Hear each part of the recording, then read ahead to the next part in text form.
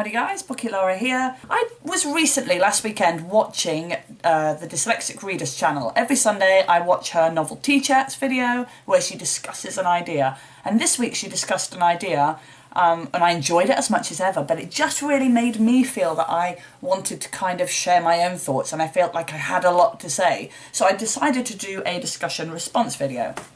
Now her discussion, and I will try and leave a link to it below, but I'm rubbish at that, so apologies. It was about basically whether BookTube encourages quantity over quality. She felt, basically, and the basic premise from what I understand, was that the way that BookTube community works encourages people to focus on reading a lot of books, to read a large quantity of books, rather than enjoying quality reading time, reading books in depth and spending more time in them. And this is something which I've thought about a lot and actually really bothers me. I think when I first came to BookTube, I was really intimidated. Actually, a lot of the booktubers that I watched, and they weren't necessarily all big booktubers, but a lot of the booktubers I watched read just an absolutely insane amount of books.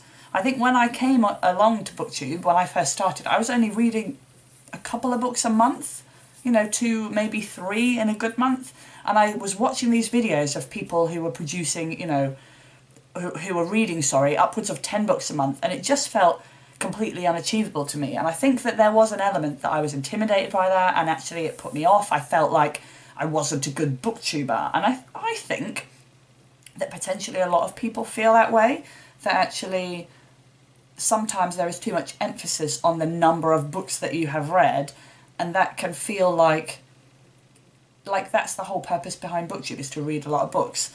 And I find that quite disappointing, actually, because although I am reading a lot more books than I read when I first started, I think that that's just because BookTube has got me more excited about books. I feel like I still read in the same way. I still read in the same, well, lack of depth.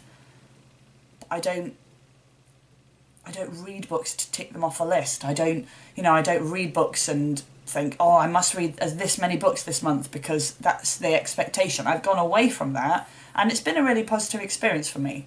One change that I have made, which I think has helped actually, was that now I don't focus on the number of books that I have read in a wrap-up. Although I briefly mention it, I used to get really hung up on it and want to beat it, and I've tried to focus on the number of pages that I've read, because not all books are created equal, for starters.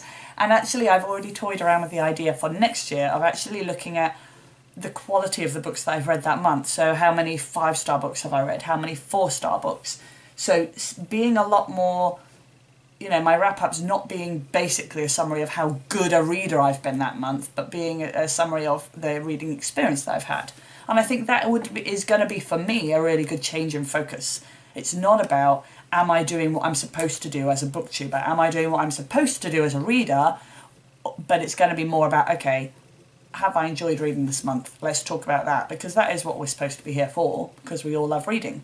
One other area that I've noticed it in is in my Goodreads account. Now, I absolutely love Goodreads. I use it to track my reading. I use it to, you know, put lists together of books that I want to read, and I've had a really positive experience. But one thing that I get anxious around is the use of the book goals for the year, the number of books that you intend to read that year. And I've had to be quite hard on myself about it.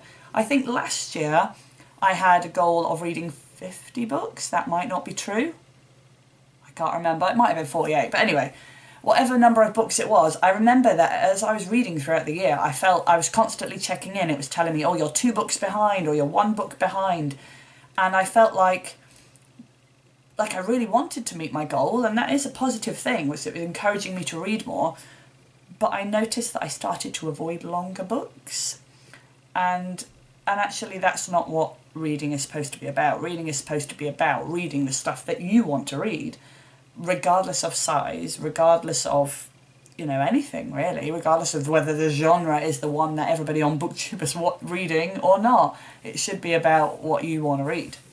I worry that things like setting a Goodreads goal encourages people to read fast rather than to really enjoy a story and just settle into it. And I also worry that it encourages people to not delve into those more sort of tomey length books, which would be a shame because there are some really great longer books out there. I also think that the same sort of quantity over quality thing can be reflected in the videos which we make as well on BookTube. I know that I've certainly fallen victim to feeling under pressure to make video. I've got to make a certain amount of videos, I've got to stick to a routine, and sometimes actually I find that trying to stick to a routine really lowers the quality of the videos that I'm making, because I'm just making it to throw it out there. I'm making it because I feel that I should, and not because I feel like I have something to say. And one of the booktubers who has actually been quite inspirational, although that sounds a bit over the top, for me has been Ollie Bliss, because apologies if you find this offensive, Ollie, but you don't necessarily post videos regularly. He doesn't, you know, I've not seen very many sort of typical BookTube stuff in terms of, you know, wrap-ups and hauls and TBRs and all that sort of thing. He produces videos less frequently, but they are always of a really high quality and where he has something to say. And I think sometimes it needs to be that focus on producing a quality video where you have something to say, you have something that is you're feeling really creative about, rather than, oh, I better do a video because it's Wednesday. So I'm trying to be more chilled, and I think a lot of people on BookTube could learn a lot from that. No offence. And one of the final points that Hannah made on her original discussion video was that she felt, and I think I'm in complete agreement about this, is that actually the pressure does come from within. As with anything, I think, on social media, you see other people's lives, whether it's on Facebook or Instagram or BookTube, you see a real snapshot of other people's lives, and it's very easy to watch and to think, God, their lives are quite incredible, I need to live up to that. You know, you see pictures of families at the beach, and you think, oh wow, I need to spend more time with my child because we haven't done this. And you see these quality videos on BookTube, and you think, oh, I need to read more. And I think that the pressure isn't explicit. It's not because there is an expectation that you need to read a lot on BookTube, and I don't think there is an expectation that you need to produce videos constantly to have people keep interested in your channel. I think that we put that pressure on ourselves. I feel like I've rambled a lot, but I feel like this is something I feel really strongly about. When I came to BookTube and I saw these hauls of like 40 books and people reading, you know, 15 books a month, and I remember being completely overwhelmed by that. Whereas now I've settled down a lot more and I'm happier with what I'm producing, and actually I watch a lot more booktubers who I think are more relatable and on the same wavelength as me. It's not always about quantity, and the booktubers actually who I enjoy watching the most read a lot less, but they have a lot more to say. I enjoy watching their videos a lot more because I feel like they really know what they're talking about. They've not just read a book so they can tick it off a list. If you have any thoughts, then do let me know them below. I would love to chat it out with you. I want to know whether you feel similarly. Do you feel that actually BookTube focuses on quantity over quality? And do you feel that that pressure, does it come from ourselves or does it come from the community as a whole? I'd be really interested to know your thoughts. Thanks for watching, guys, and thank you, Hannah, because your discussion just really got me going this week. So thank you for that. I'll see you next time. Bye-bye.